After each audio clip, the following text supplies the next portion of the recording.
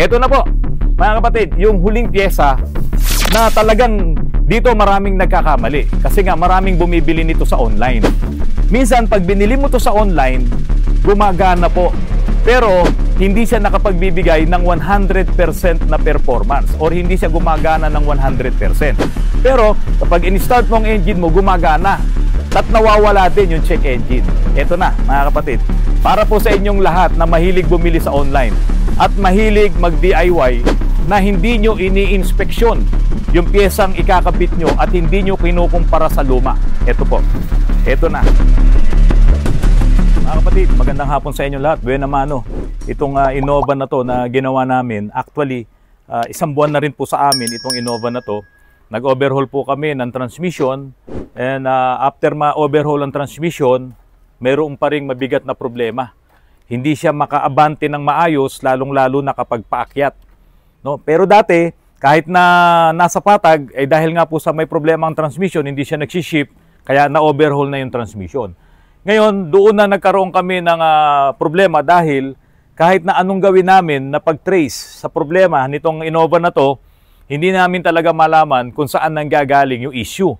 Yun nga po yung yung halimbawa, pumarada ka or galing ka sa mall, tapos lalabas ka ng mall sa parking area, medyo paakyat, karamihan ng mga mall, di ba?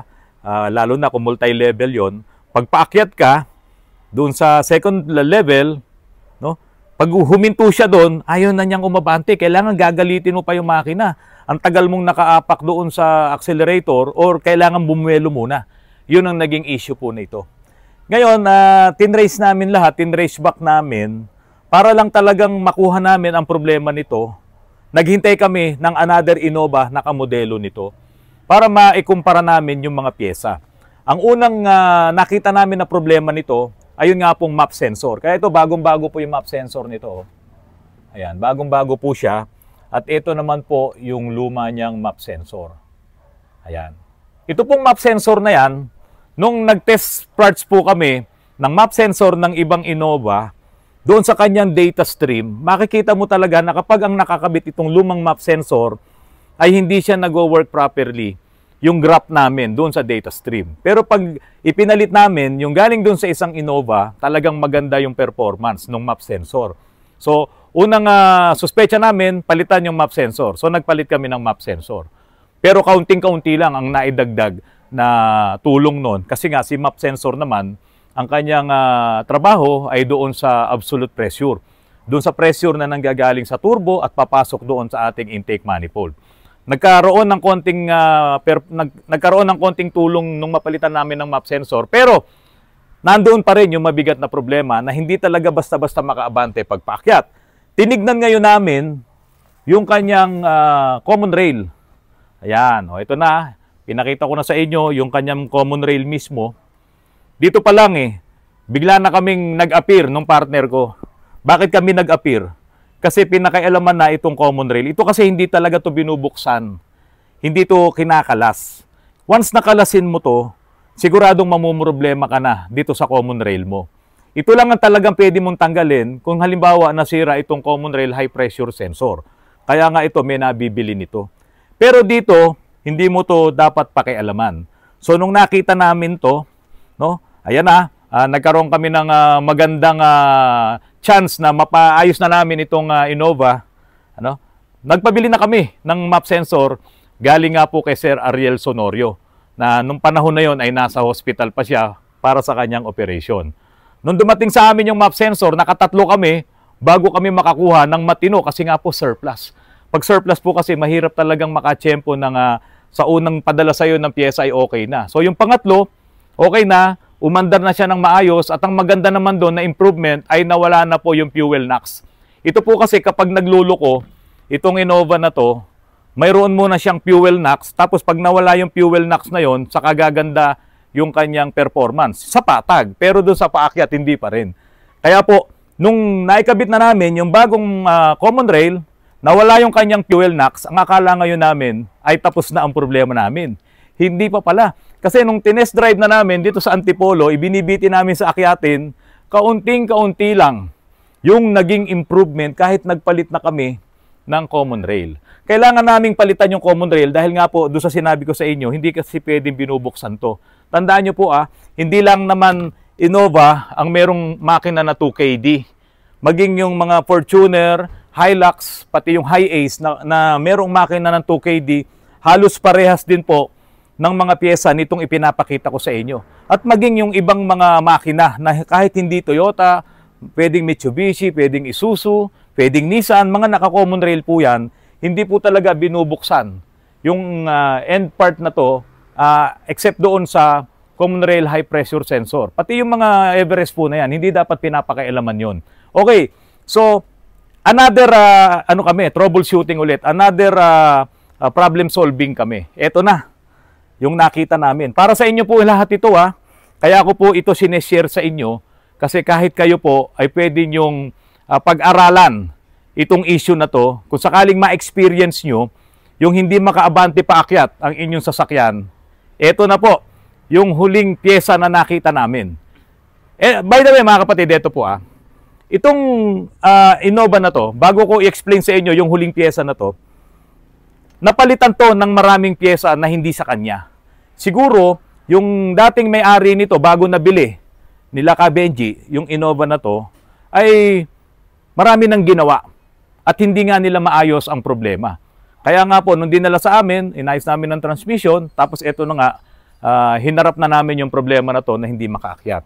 Lahat halos ng pyesa nito ay hindi na original na para sa kanya. Kung paano namin nalaman yon ay nagte-test parts po kami doon sa isang Innova na nagamit namin na pinagawa sa amin. Itinesting namin ng pyesa noon at nagkakaroon ng improvement. Kaya kami ngayon nagpapabili ng mga pyesa na to. At ito nga po ay bago na. Ito na po, mga kapatid, yung huling pyesa na talagang dito maraming nagkakamali. Kasi nga maraming bumibili nito sa online. Minsan pag binili mo to sa online, gumagana po. Pero hindi siya nakapagbibigay ng 100% na performance or hindi siya gumagana ng 100%. Pero kapag in-start mo ang engine mo, gumagana. At nawawala din yung check engine. Ito na, mga kapatid. Para po sa inyong lahat na mahilig bumili sa online at mahilig mag-DIY na hindi nyo ini-inspeksyon yung pyesang ikakabit nyo at hindi nyo kinukumpara sa luma. Ito po. Ito na. Ito po yung SCV. Suction Control Valve. Ito dapat yung kanyang original na pyesa. Kaya lang ito, sira na po ito. No, mga kapatid, sira na to. Kaya ko lang ipinapakita sa inyo, yung talaga kasing dapat na nakakabit dito ay nandun na yung bago. Ngayon, ito yung original niyang pyesa, kaya lang ito ay galing na sa mga pinagpalitan ko. Sira na po ito. Ngayon, yung inabutan namin na SCV dito, ito, akin na yung binulsa mo dyan, Glenn. Yan. Yung cameraman ko, taga-bulsa rin to eh. Ayan. Ito po ang ipinalit. Meron pang adapter para talagang mapakinabangan. O, tignan nyo naman, di ba? O, halos parehas, no? Tapos ito, may sombrero din to, napapalitan to eh. Ayan, ito. O, di ba? Okay, para mapakinabangan to, SCV na to, may nabibiling adapter kasama yan. Okay? Lalagay mo yan. Okay, tapos lalagyan mo ng adapter. Uy, pwede na nga naman. Di ba? Halos parehas na sila. Pati sa saksakan, parehas sila. Ayan na. Okay, ano ngayon ang naging problema nito? Kahit ito ay bago, kahit ito ay buo, kahit ito ay hindi galing sa online, ano ang naging problema nito? Na nagbibigay ng low power doon sa engine. Ito na, tingnan nyo. Silipin nyo mga kapatid. Silipin nyo mabuti, silipin nyo mabuti. Oh, anong nakita nyo? Halika Pyong, tayo ka rito. Halika. May itatanong ako sa iyo. Dito ka. Huwag kang mahiya. Ipapasilip ko sa iyo, ikaw ay aspiring mekaniko. Ano ang pagkakaiba? Masyadong malaki po yung isa, sir. Oh, yung isa, maliit lang. Yung sakto lang po yung buo. Sakto. Ito yung mali Paano ngayon? Yun na po eh. Oh, ano ang kailangan? Original. Yung malaki. Kaya nga po ang problema nito, hindi siya makapagbigay ng malakas na diesel. Ha? Ang problema nitong engine na to, hindi siya makapag-feed ng malakas na diesel, maraming diesel, kaya ayaw umandar ng maayos, kaya naglo-low power. So ngayon, alin ang may problema ulit? Ito po. Yung maliit, di ba? Nako-control niya ngayon yung labas, yung pressure ng diesel, kaya may problema. So ngayon, nung dumating sa amin, itong sasakyan na ito na yung nakakabit. yung maliit ang butas. Kaya pala ngayon, ayaw niyang magbigay ng malakas na power. Pero dahil doon, na-trace back na rin natin na mali yung kanyang common rail, mali yung kanyang map sensor, kaya nagpabili na rin tayo ng bago. So itong mga pyesa ngayon na nakakabit dito, lahat po ito ay original na. At yung may-ari po nito, nandito kanina, nag-test drive po siya, ayaw niya lang magpakita sa vlog natin. Pero sabi po niya, ang lakas na daw po ng kanyang Innova. Para daw pong bago. Although hindi naman siya yung unang nagmay-ari nito, pero nakakagamit din siya ng ibang sasakyan. So sabi niya ngayon ay para ng bago. Bakit nga ba? Na-overhaul ang transmission, napalitan lahat yung mga pyesa, na-change oil na rin ng ating langis na Eni. So ngayon, napakaganda na rin ng andar nito at yan po ipaparinig ko sa inyo. So yun po mga kapatid, ang mga pyesa ng sasakyan nyo, huwag nyong lalagyan ng mga pyesang nabibili sa online o kaya naman pinapagpapraktisan nyo, hindi po lahat ng pyesa ay pwedeng galawin kasi nawawalan na po siya ng silbi, nawawalan na siya ng saysay. Ngayon, itong map sensor na to, ito yung kanyang original, siguro nakabili siya sa online, ipinalit nung dating nagmamay-ari, kaya nagkaloko-loko na po itong makina nitong Toyota Innova po na ito. So ngayon mga kapatid, ito na, paki-start mo nga Pyong, hawakan mo ulit ito, paki-start mo ngayon, iparinig natin yung andar ngayon nitong Innova. Dati to nagpi-fuel knock kapag pinaandar. Tingnan ngayon natin kung hindi na siya magpi-fuel knock. Wala na. Okay? Wala na yung fuel knock niya. Dati, tak, tak, tak, tak, tak, tak, tak, tak, tak. So ngayon, maganda na yung andar niya. I-revolution mo konti.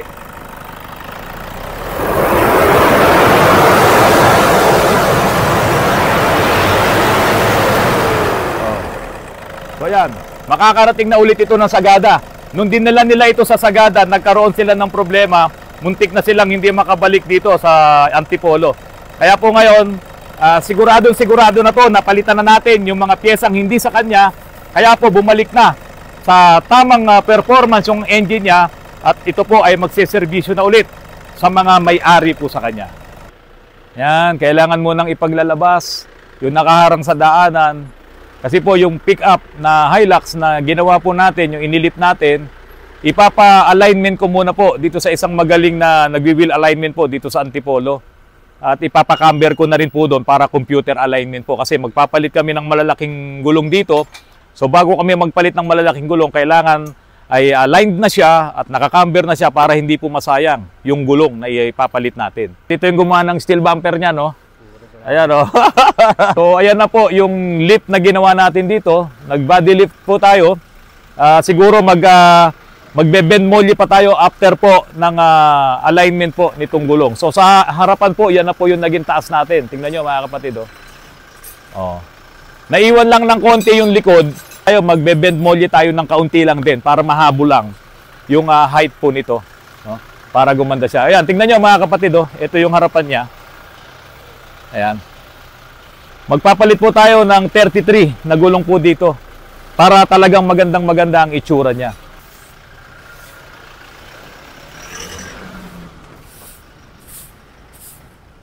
Okay mga kapatid, nakita nyo po yung Hilux na lumabas, no? Matangkad din po yun. Kasi ito po ay pinalitan natin ng double wishbone suspension, yung harapan nito. At kung ano yung tangkad na gusto ng may-ari nito, yun ang sinunod natin.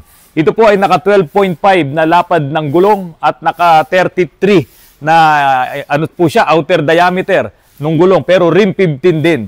Kaya po makikita nyo dito sa gilid nito, ayan po, naka MOD mags po siya. Tapos ito po yung gulong natin, malaki. Ngayon, para po mas lalong lumakas ang makina nito, dahil nga po ito ay naglaki ng gulong, makakabawas po yun ng power doon sa makina. Dahil ito po ay 2.5 diesel lang po ito, itong Isuzu Fuego na ito.